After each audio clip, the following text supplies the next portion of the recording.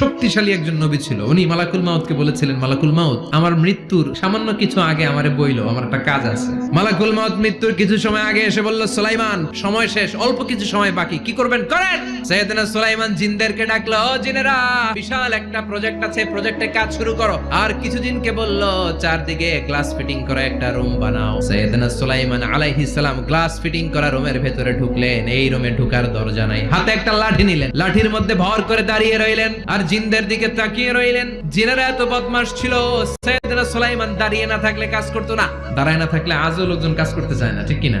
সুলাইমান আলাইহিস সালাম লাঠির মধ্যে ভর দিয়ে দাঁড়িয়ে রইলেন আর বললেন, কাজ করো। জিনেরাও কাজ শুরু করলো। ওদিকে মালাকুল মাউত এসে বলে, ও সুলাইমান সময় তো শেষ। সুলাইমান বলে, সমস্যা নাই, রূহ কবজ করো।